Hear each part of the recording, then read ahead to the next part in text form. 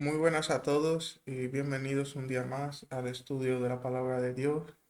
Hoy vamos a seguir estudiando el libro de Malaquías, el capítulo 3, que vamos a darle ya conclusión a este capítulo tan intenso que nos ha llevado tantos y tantos estudios ya, donde se condensa una cantidad de sabiduría de la palabra en tan pocos versículos. O sea, se condensa muchísima información en muy poco espacio. En el estudio anterior vimos cómo Dios ofrece una vez más una mano tendida a Israel para que se arrepienta de todo el mal causado. A cambio, Dios promete levantar la maldición, haciendo prosperar a Israel a nivel primeramente espiritual, con la capacidad de entender realmente la palabra de Dios y por ende llevarla a todo el mundo y por otro lado dar frutos conforme a Dios. Ambas dos cosas para glorificar a Dios. Pero como bien sabemos, Israel eh, aún no ha podido ni siquiera aceptar esta mano tendida de Dios. Hoy vamos a estar mirando capítulo 3 de Malaquía, los versículos desde el 13 al 18, que dicen lo siguiente. Vuestras palabras contra mí han sido violentas, dice Jehová, y dijisteis en qué hemos hablado contra ti. Habéis dicho, por demás es servir a Dios, que aprovecha que guardemos su ley y que andemos afligidos en presencia de Jehová de los ejércitos. Decimos pues ahora, bienaventurados son los soberbios y los que hacen impiedad, no solo son prosperados, sino que tentaron a Dios y escaparon. Entonces los que temían a Jehová hablaron cada uno a su compañero, y Jehová escuchó y oyó, y fue escrito libro de memoria delante de él para los que temen a Jehová y para los que piensan en su nombre. Y será para mí especial tesoro, ha dicho Jehová de los ejércitos, en el día en que yo actúe, y los perdonaré como el hombre que perdona a su hijo que le sirve. Entonces os volveréis y discerniréis la diferencia entre el justo y el malo, entre el que sirve a Dios y el que no le sirve. En los versículos 13 y 14, que dice, vuestra palabra contra mí han sido violentas, dice Jehová, y dijiste que hemos hablado contra ti, dice Dios, habéis dicho, por demás es servir a Dios, que aprovecha que guardemos su ley y que andemos afligidos en presencia de Jehová de los ejércitos. Después de la mano tendida al arrepentimiento y la promesa a volver a ser un pueblo bienaventurado por Dios ante todas las naciones, llegamos a este punto o a estos versículos 13 y 14, los cuales son el culmen de todo el desarrollo que Dios ha estado exponiendo al liderazgo sacerdotal de Israel. Lo primero que encontramos en el versículo 13 es una negativa de reconocer la realidad que Dios le ha ido exponiendo a lo largo de 3 capítulos de este libro de Malaquías, preguntándose qué hemos hablado contra ti. Este tipo de pregunta ha sido una constante en todo el libro de Malaquías, como hemos ido viendo, y las podemos encontrar hasta en 6 ocasiones de manera explícita. Vamos a ir viendo cada una de ellas que han ido saliendo en el libro de Malaquías. Primero apareció en el capítulo 1 y versículo 6, que dice así en este versículo. El hijo honra al padre y el siervo a su señor. Si pues soy yo padre, ¿dónde está mi honra? Y si soy señor, ¿dónde está mi temor? Dice Jehová de los ejércitos, a vosotros, oh sacerdotes, que menospreciáis mi nombre y decís en qué hemos menospreciado tu nombre. Esta sería la primera vez. La segunda vez la encontramos en el capítulo 2 y en el versículo 13. Y dice, el 13 y el 14, vamos a leer. Y esta otra vez haréis cubrir el altar de Jehová de lágrimas, de llanto y de clamor, así que no miraré más a la ofrenda para aceptarla con gusto de vuestra mano. Mas diréis, ¿por qué? Porque Jehová ha testiguado entre ti y la mujer de tu juventud contra la cual has sido desleal, siendo ella tu compañera y la mujer de tu pacto. Este ¿por qué? Es otra de estas preguntas que lanzan de la misma forma que la anterior. En el versículo 17 encontramos por tercera vez este tipo de preguntas. Cuando dice, habéis hecho cansar a Jehová con vuestras palabras y decís, ¿en qué le hemos hecho cansar? En que decís, cualquiera que hace mal, agrada a Jehová y en los tales se complace, o si no, ¿dónde está el Dios de justicia? Y decís, ¿en qué le hemos cansado? Sería la tercera vez. La cuarta la encontramos ya en el capítulo 3 y versículo 7, que dice, desde los días de vuestros padres os habéis apartado de mis leyes y no las guardaste. Volved a mí y yo me volveré a vosotros, ha dicho Jehová de los ejércitos. Más dijisteis, ¿en qué hemos de volvernos? La cuarta. En el versículo 8 encontramos la quinta, cuando dice, robará el hombre a Dios, pues vosotros me habéis robado. Y dijisteis, ¿en qué te hemos robado? En vuestros diezmos y ofrendas. ¿En qué te hemos robado? Se pregunta. Y la sexta es la que hemos leído antes, del versículo 13. Vuestras palabras contra mí han sido violentas, dice Jehová, y dijiste que hemos hablado contra ti. Este sería la sexta. Hasta en 6 ocasiones los sacerdotes niegan la responsabilidad, el delito, el pecado ante Dios. Son incapaces de reconocer sus errores y si ni siquiera lo reconocen, mucho menos van a poder arrepentirse de los mismos. Nos encontramos entonces ante una situación similar a la descrita en el libro de Proverbios, en el capítulo 28 y versículo 13, que dice, el que encubre sus pecados no prosperará, mas el que los confiesa y se aparta alcanzará misericordia. Estos sacerdotes podían haber reconocido, sí, Señor, nos hemos equivocado, hemos pecado contra ti, lo que es lo mismo, confesar sus pecados. Y después se podrían haber arrepentido de ellos y volver al camino del Señor, como ofrece el Señor, devolver lo robado, ¿no? La ofrenda. Reconocer que lo habéis robado, por ejemplo, en el caso de la ofrenda, devolver la ofrenda, devolver el diezmo y yo os perdono. Pero ellos negaron directamente el robo. Entonces, deberían haberse arrepentido para volver al camino del Señor, apartándose del mal para así alcanzar la mano que Dios les había tendido en su gran misericordia. Pero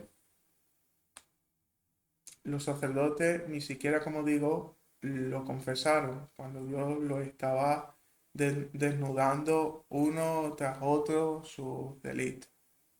O sea, Dios era muy claro, le decía, esto lo estáis haciendo así, y ellos se hacían los locos, como si no lo estuvieran haciendo.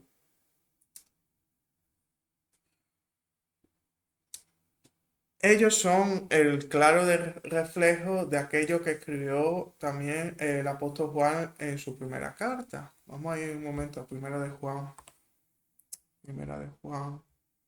capítulo 1 y versículo 10. Pero si decimos que no hemos pecado, le hacemos a él mentiroso y su palabra no está en nosotros.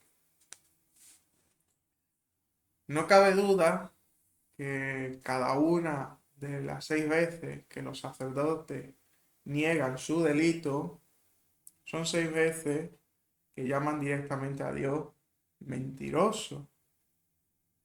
Y está claro, llamar a Dios 6 veces seguido mentiroso muestra que la palabra de Dios no estaba en ellos, ni podían entenderla, deshonrándolo. Y por otro lado, abandonando,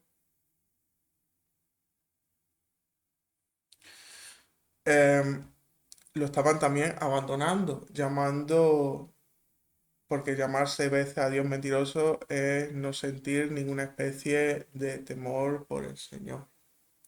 Y por consiguiente no valoraban sus propias vidas. O sea, de nuevo lo que vimos en el primer estudio del libro de Malaquías, con el inicio de la exposición de Dios a los sacerdotes en el capítulo 1. Lo vamos a encontrar lo mismo al final de su exposición en este capítulo 3. Los sacerdotes niegan la verdad, llamando a Dios mentiroso. Rechazan el camino al mostrar que la palabra de Dios no está en ellos. Y rechazan la vida al no sentir temor por Dios.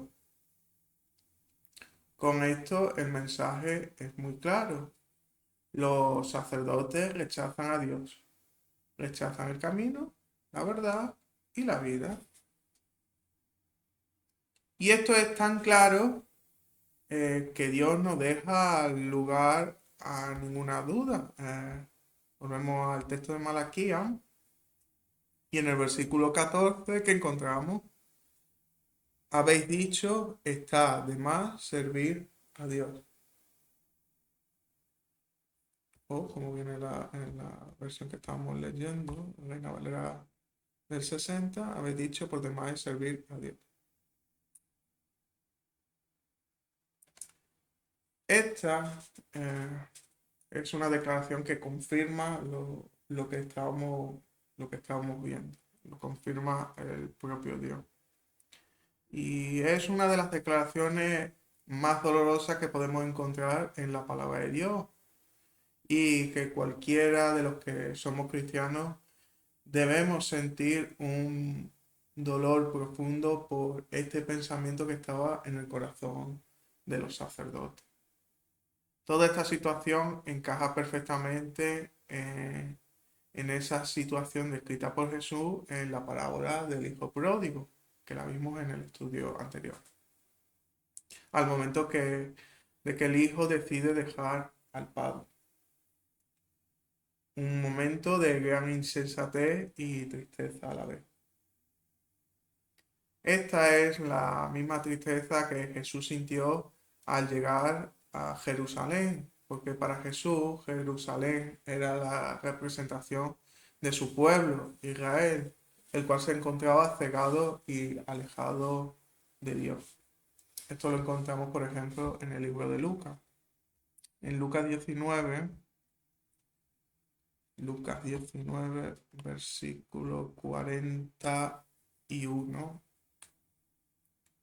al 44, dice: Y cuando llegó cerca de la ciudad al verla, lloró sobre ella, diciendo: Oh, si también tú conocieses, a lo menos en este tu día, lo que es para tu paz, mas ahora está encubierto de tus ojos, porque vendrán días sobre ti cuando tus enemigos te rodearán con vallado y te sitiarán y por todas partes te estrecharán y te derribarán a tierra y a tus hijos dentro de ti y no dejarán en ti piedra sobre piedra por cuanto no conociste el tiempo de tu visitación.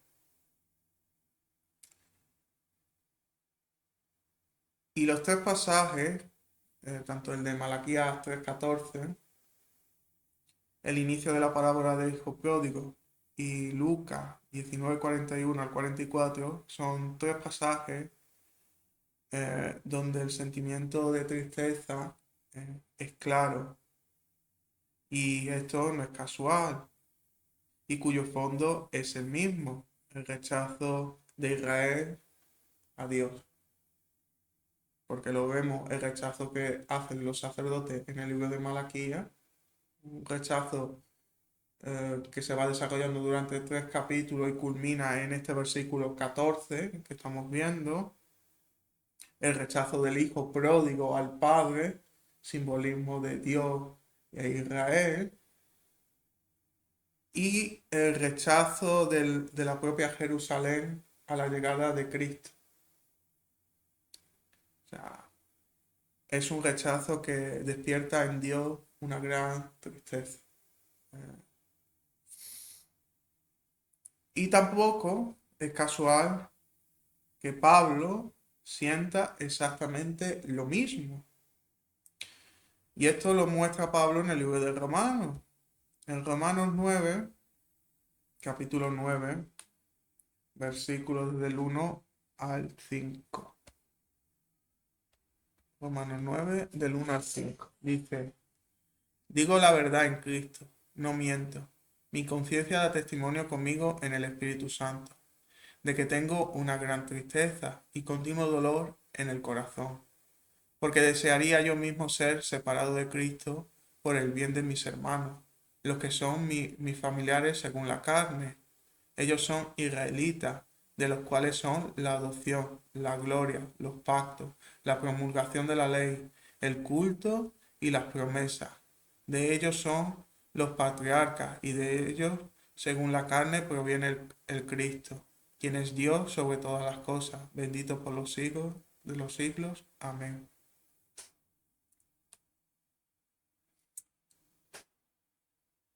O sea, tenemos aquí en estos versículos ese mismo sentimiento de tristeza eh, reflejada también en Pablo. Entendemos que este sentimiento de tristeza parte de su propia alma, pero también es reflejo de lo que se encontraba en el Espíritu Santo que moraba en el propio Pablo y que coincidía con aquel pensamiento que estaba en su alma y que es mostrado en este principio del capítulo 9 de Romano. Esa tristeza por que sus hermanos israelitas sigan apartados de Dios, sigan a esos momentos aún apartados de Dios, como están a día de hoy, apartados de Dios. Y como digo, una tristeza que es equivalente a la que se ve en el Malaquías 3:14, la que se ve en la parábola del hijo pródigo, la que se ve con Cristo llegando a Jerusalén.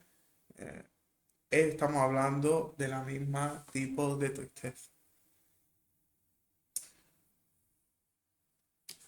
Y en estos versículos queda expuesta, entonces, sin ningún lugar a duda, la ruptura entre Dios e Israel. Cuando Dios le dice aquello que los sacerdotes piensan y dicen, por demás, es servir a Dios. Vemos a Malaquías 3:14.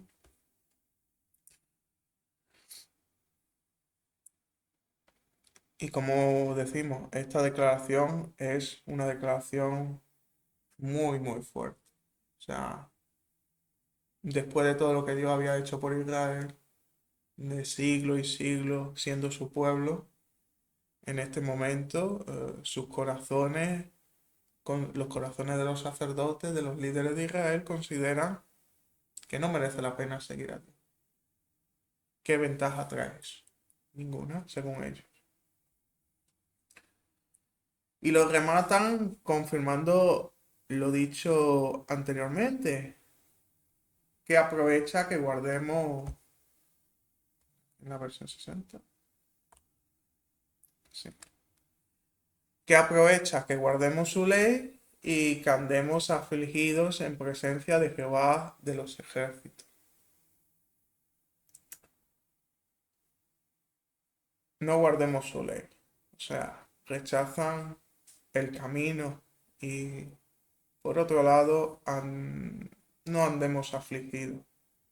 Rechazan el temor. Por lo tanto, rechazan la vida en Dios.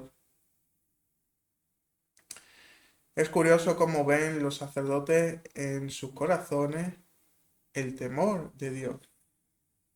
Lo ven como algo sombrío, una carga de dolor y tristeza, que es esta palabra afligido que aparece en este versículo 14. Ven el temor a Dios como una carga. ah, lo ven como un peso, algo que les cuesta, algo que no lo hacen de corazón, no lo hacen por voluntad. O sea, dolor, tristeza, por eso lo ven como una aflicción. Pero esta forma de ver el temor de Dios no es la forma que un hijo de Dios debe de ver el temor a Dios. Vamos a ver qué dice la palabra al respecto, cómo debe ser el verdadero temor a Dios. Para ello, vamos a mirar primero el libro de Efesios. Efesios capítulo 6 y versículos del 5 al 7. Siervos, obedeced a los que son vuestros amos en la tierra con temor y temblor, con sinceridad de corazón como a Cristo, no sirviendo solo cuando se os esté mirando como los que quieren quedar bien con los hombres, sino como siervos de Cristo, haciendo la voluntad de Dios con ánimo. Servid de buena voluntad como al Señor, no como a los hombres, sabiendo que el bien que haga cada uno, eso recibirá de parte del Señor, sea siervo o libre. Entonces nos habla de servir, pero servir con ánimo, servir de buena voluntad, servir con sinceridad de corazón. eh, Esa es la forma que nos está hablando de temor. Como ya vimos desde el capítulo 1 de Malaquía, cómo Dios une el concepto de temor a Dios con el de siervo. O sea, estos dos conceptos van siempre unidos, temor y siervo. Esto lo vimos en Malaquía en el capítulo 1 y el versículo 6. Y en Efesios, Pablo hace este mismo nexo de unión. El siervo debe servir en temor, pero en la sinceridad del corazón, haciendo la voluntad de Dios con ánimo, sirviendo de buena voluntad. O sea, en temor, pero con amor en lo que hacemos, tal cual nos lo enseña Cristo, el cual se humilló siervo, como encontramos en Filipenses 2, del 1 al 8. Dice, por tanto, si hay algún aliento en Cristo, si hay algún incentivo en el amor, si hay alguna comunión en el Espíritu, si hay algún afecto profundo y alguna compasión, completad mi gozo a fin que penséis de la misma manera, teniendo el mismo amor, unánime, pensando en unas mismas cosas. No hagáis nada por rivalidad ni por vanagloria, sino estimad humildemente a los demás como superiores a vosotros mismos, no considerando cada cual solamente los intereses propios, sino considerando cada uno también los intereses de los demás. Hay en vosotros esta manera de pensar que hubo también en Cristo Jesús, existiendo en forma de Dios. Él no consideró el ser igual a Dios como algo a que aferrarse, sino que se despojó a sí mismo tomando la forma de siervo, haciéndose semejante a los hombres y hallándose en condición de hombre, se humilló a sí mismo, haciéndose obediente hasta la muerte y muerte en la cruz. O sea, el siervo del Señor hace la voluntad de Dios en amor, no por obligación o carga, ya que en carga era la forma que la veían estos sacerdotes que estamos viendo en Malaquía.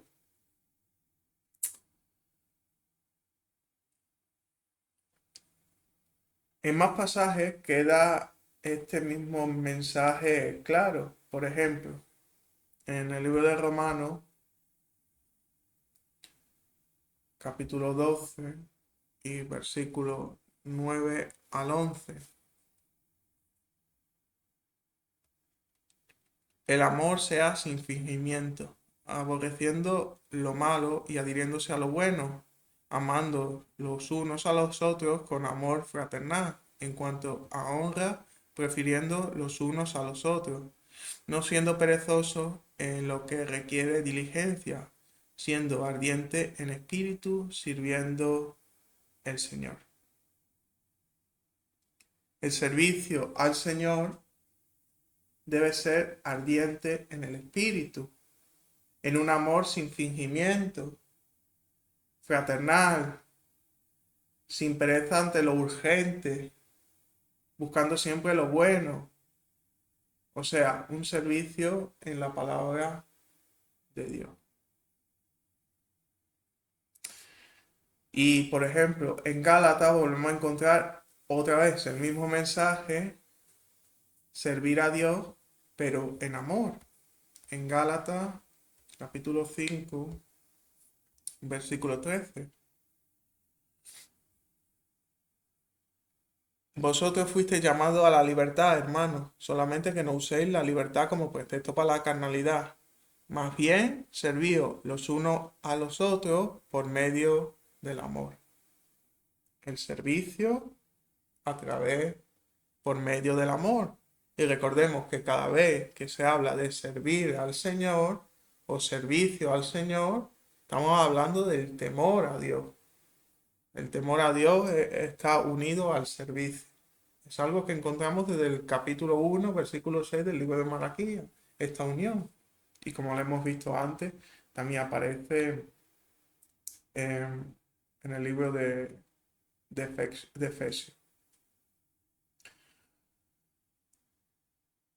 Eh, el temor a Dios, como digo, es el servir a Dios en amor, en gozo. No como los sacerdotes que lo veían como una esclavitud, una aflicción. Y llegados a este punto, ya volviendo al libro de Malaquías,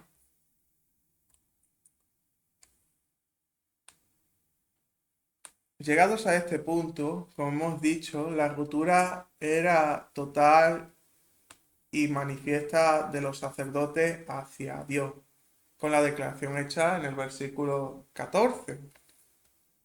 En este versículo 14, cuando les dice, pues demás es servir a Dios, que aproveche que guardemos su ley, que andemos afligidos en presencia de Jehová de los ejércitos. O sea, no querían servir a Dios, no aceptaban su palabra ni su temor. Habían decidido seguir otro camino. Ahora bien, entre tanto mal, siempre hay un remanente. Siempre Dios guarda un grupo de personas que son literalmente el tesoro del Señor en este mundo. Pero era tanta la rebeldía, tanta la desobediencia, que cualquiera que siguiese temeroso al Señor pensaría que Dios iba a hacer algo contra toda esta maldad en ese momento. Pero Dios en ese momento no solo no hace nada, sino que permite la prosperidad material de estos rebeldes. Y esto desconcierta a los fieles, a los hombres que seguían viviendo en el temor de Dios. En el versículo 15 dice, decimos pues ahora, bienaventurados son los soberbios y los que hacen impiedad. No solo son prosperados, sino que tentaron a Dios y escaparon. Este versículo 15, o en este versículo 15, se inicia un cambio de la narrativa del libro de Malaquías. Todos los versículos anteriores se habían centrado en los rebeldes, los sacerdotes, y todas las implicaciones y la raíz de su rebeldía Pero ahora es el momento de que los verdaderos seguidores del Señor expresen lo que sienten. Y el sentimiento es de desconcierto, de no entender lo que estaba pasando. El malo prospera y el fiel a Dios se encuentra seguramente en dificultades debido al crecimiento de la maldad. Creo que en este versículo 15 es bastante actual al tiempo en que vivimos. Como digo, se repite en el mundo que estamos viviendo actualmente, donde miramos a cualquier lado y vemos como los hombres se encuentran en mayor rebeldía eh, ante Dios. Aquellos con corazones de piedra, sin amor, que hacen lo malo, son prosperados de manera material en esta vida, a veces en mucha abundancia, tal cual ocurría en el tiempo de Malaquía. Y el creyente era incapaz de entender esto, igual que pasa ahora, que muchas veces para tapar lo que no entendemos, pensamos que una persona por estar alejada de Dios o en clara rebeldía, algo de malo ya le pasará en su vida o no es plenamente feliz en esta vida carnal, etc. Estas son las típicas justificaciones de hermanos que aún no han entendido el proceder de Dios. Y es que Dios permite a estos hombres rebeldes vidas plenas carnales, donde ellos son materialmente plenos y felices. Pero esto realmente es simplemente para que su maldad se manifieste de manera clara y sin lugar a ninguna duda. Que el malo no quede la más mínima duda que es malo. Y así separa claramente lo bueno de lo malo sin error a duda. La prosperidad material podría ser como el abono en las plantas. Es una forma de acelerar y mostrar su verdadera naturaleza, para que nadie tenga la más mínima duda que el rebelde es rebelde de verdad. Y tal cual había desconcierto entre los hermanos, ah, hay desconcierto ahora. Pero a pesar de que no entendía nada, había una cosa que no cambiaba en el hombre fiel a Dios. Era un hombre temeroso de Dios. No entendían al Señor, pero obedecían su mandato conforme la palabra. Por eso en este versículo 15, eh, la gente fiel. Bienaventurados son los soberbios. ¿Quiénes son los prosperados? Los soberbios, los que hacen la maldad. No solo son prosperados, sino que tentaron a Dios y escaparon. O sea, parece aparentemente que Dios no está haciendo justicia sobre el mal. Pero como digo, estos son apariencias porque los tiempos de Dios no son los tiempos del hombre. Versículo 16 dice, entonces, y esto viene en referencia al versículo 15, porque hay esta declaración de la gente que son temerosas del versículo 15, y el 16 acota sobre este versículo. Entonces los que temían a Jehová hablaron cada uno a su compañero, que habían hablado de lo que se describe en el versículo 15. Y Jehová escuchó y oyó, y fue escrito el libro de memoria delante de él para los que temen a Jehová y para los que piensan en su nombre. Ahora bien, queda claro que a pesar que eran temerosos, estos hombres que seguían a Dios, o sea, lo que podemos llamar el remanente dentro de Israel, empezaban a tener algún tipo de duda. Y por eso, tanto en el versículo 15 como en este 16, vemos como un tipo de murmuración entre los hombres del remanente. No quiere decir esto de murmurar, que murmuraran contra Dios, pero sí que no veían la mano de Dios actuar y quizás pensaban que Dios se había olvidado de ellos. Con todo, por su fidelidad a Dios, por ser temerosos del Señor y por guardar su palabra, Dios estimó tomar en consideración a estos hombres para cuando llegue el día del juicio.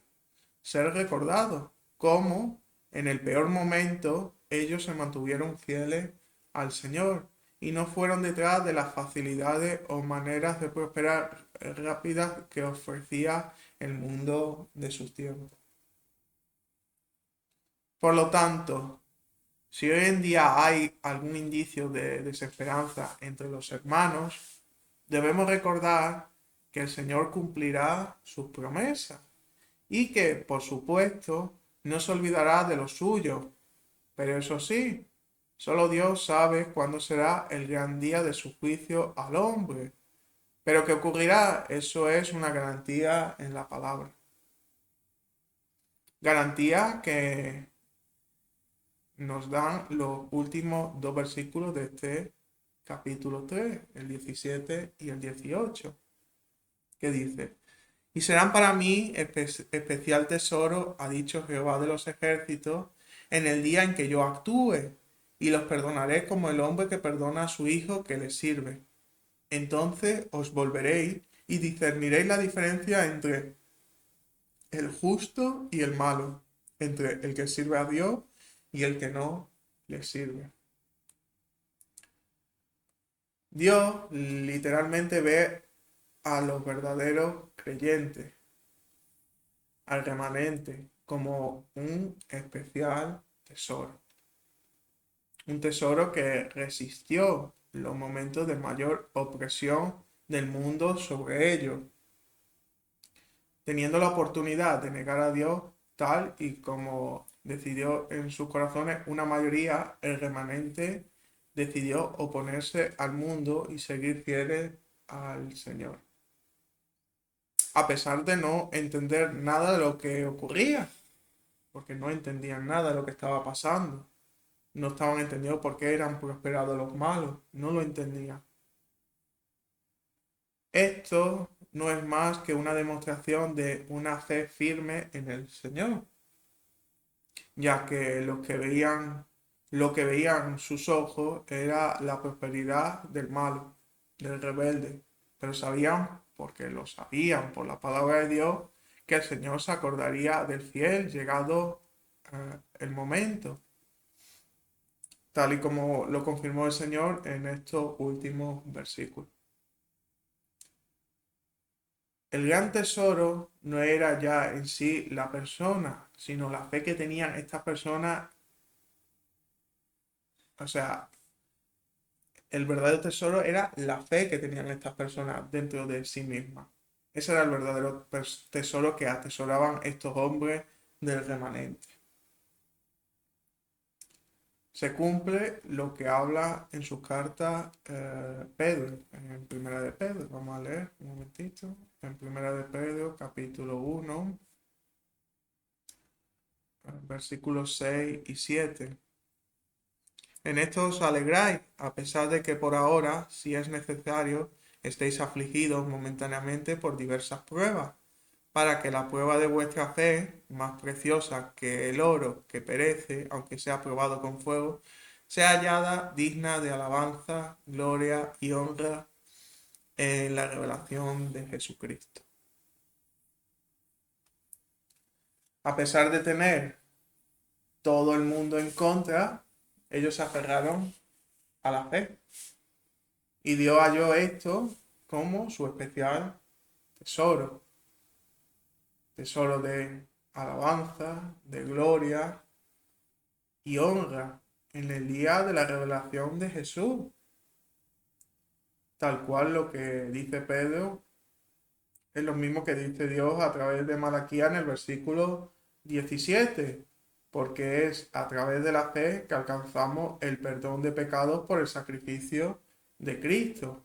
Y es por la fe que alabamos, gloriamos y honramos la obra de Jesús en la cruz, que hizo por todos aquellos que lo aceptaran en fe. Es verdad que en el libro de Malaquías el momento específico que se especifica es la segunda venida de Jesús, pero el proceso es el mismo. Creer en Jesús como el Señor, arrepintiéndonos de nuestros desvíos y volviendo al camino del Señor. No hay otro camino diferente que el establecido por Jesús, o sea, por Dios, ya sea para el gentil o el israelita. Y será entonces su segunda venida cuando todo quedará claro. Vamos a volver para tener aquí presente el texto de Malaquías.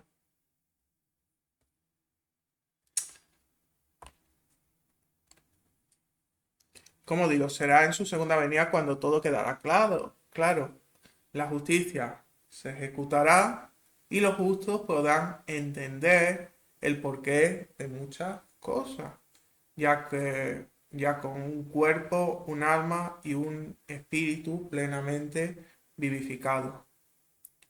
En ese momento tendremos la capacidad de discernir con nitidez el corazón de los hombres, no por nuestras propias capacidades, sino porque estaremos ya en perfecta comunión con Dios. Hoy, a pesar que los cristianos tengamos el Espíritu Santo morando en nosotros, nuestros cuerpos corrompidos y la ruptura de la santidad son motivos por los cuales perdemos las capacidades que Dios nos ha dado. El pecado genera una especie de interferencia entre la voz de Dios y nuestra alma, evitando muchas veces discernir qué es bueno de qué es malo.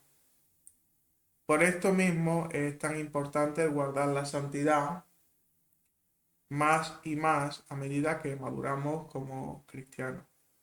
Todo para acercarnos cada día más al Señor. Pablo tenía claro esto y destaca que como cristianos ahora mismo con estos cuerpos vivimos con una serie de limitaciones que nos impiden ver con claridad las cosas tal cual un niño de 3 años no puede entender ni ver las cosas igual que un hombre de 30 años.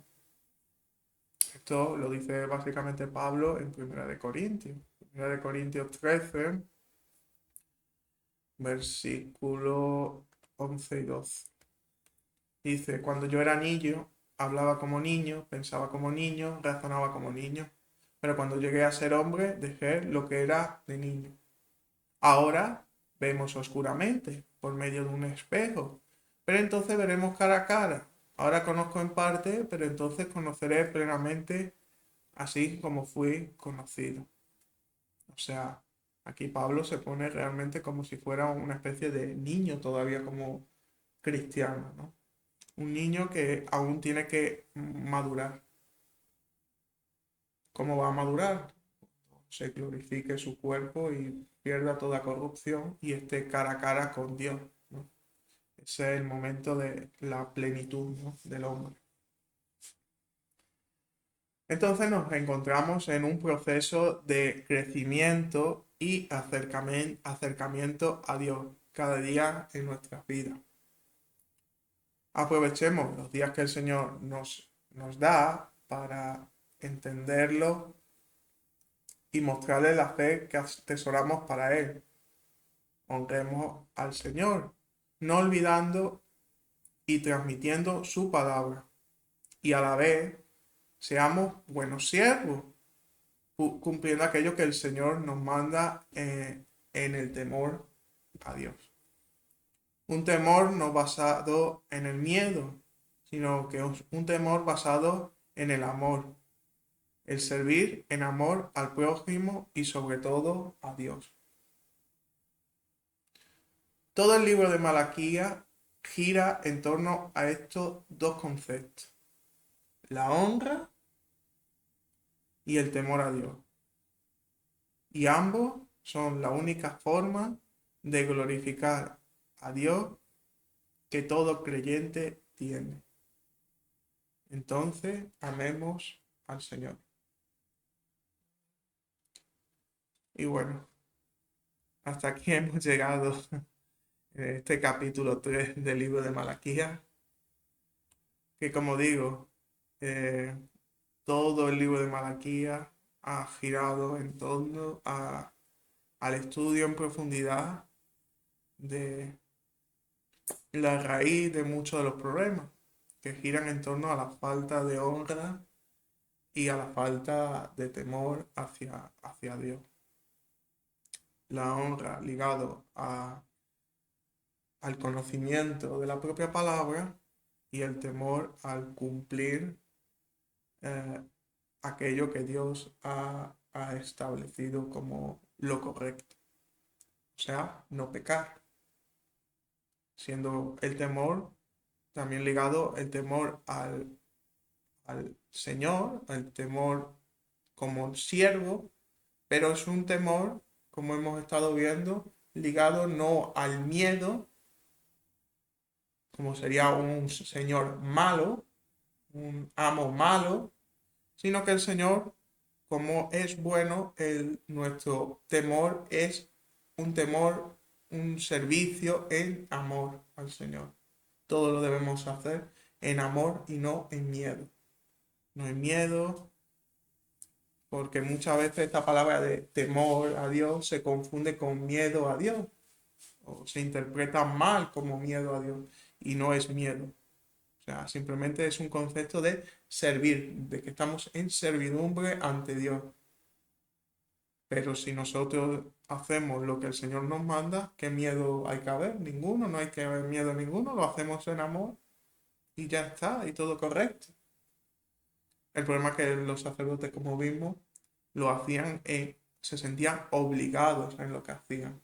No lo hacían de corazón y eso al final trajo que se desviaran completamente de la palabra, la rechazaran y siguieran sus propios caminos y rechazaran directamente a Dios en una clara rebeldía a Dios.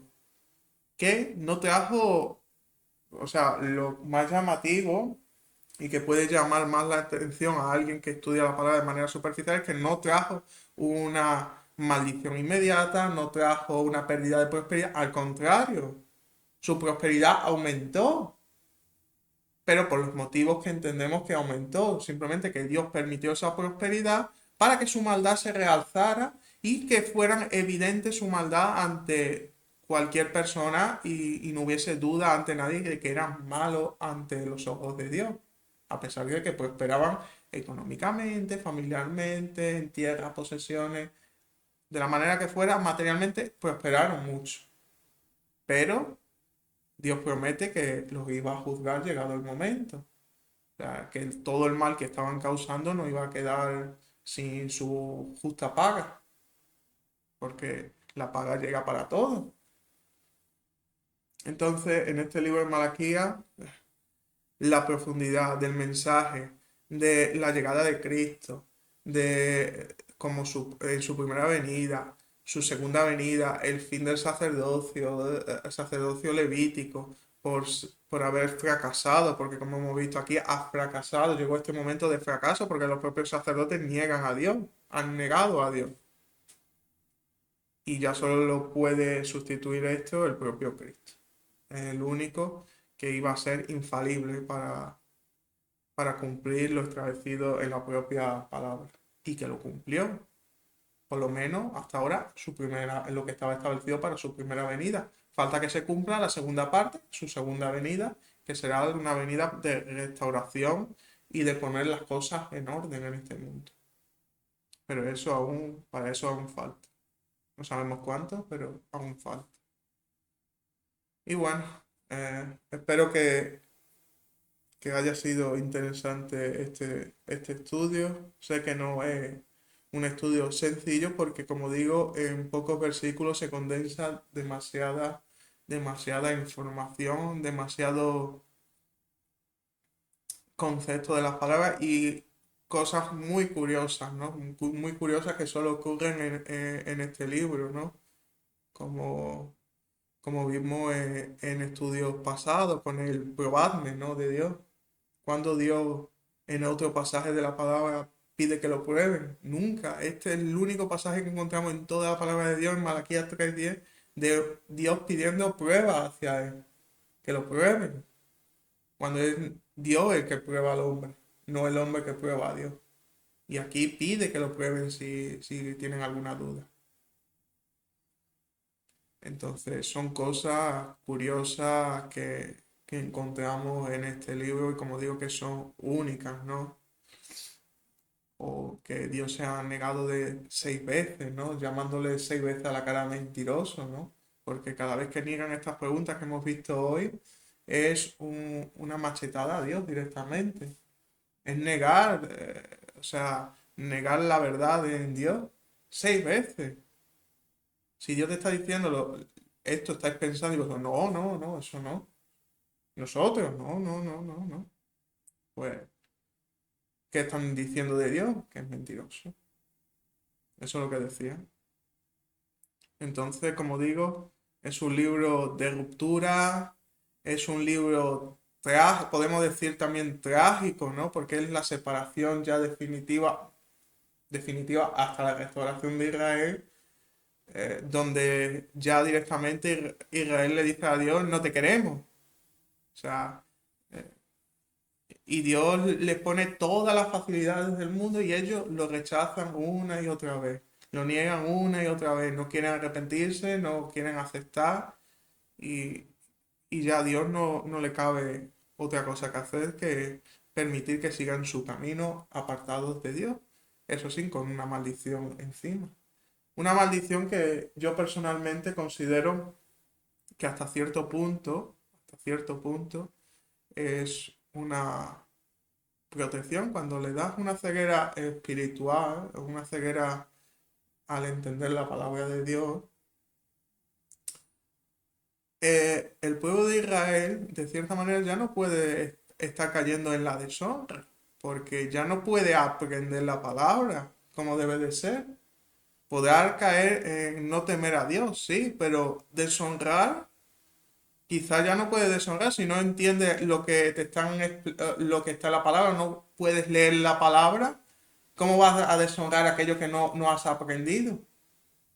Entonces, podrán faltarle el temor a Dios, pero gracias a esa maldición, podemos dar la gracia en ese momento, quizás no lo entiendan, pero no están deshonrando al no poder entender la palabra. Si no tienen acceso a la palabra de Dios, no pueden deshonrar a Dios. Sí, pues van a faltar en el temor, pero no lo van a poder deshonrar.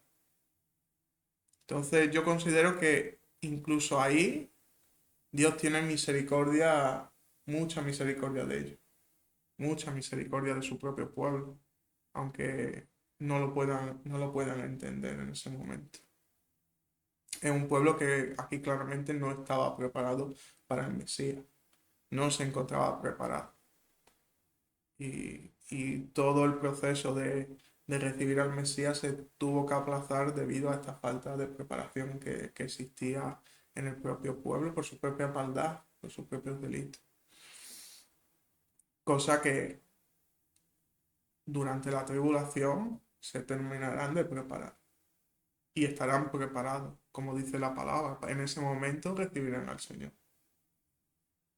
Y todas estas cosas, pues, en este pequeño libro tan, tan, tan intenso, que como si viésemos el capítulo 4 pues ya sigue con la segunda venida y con el fin de todo esto. Y bueno, sin más que decir, ¿quieres añadir alguna cosilla más? Bueno, pues darle las gracias a todos por acompañarnos hasta el final del vídeo.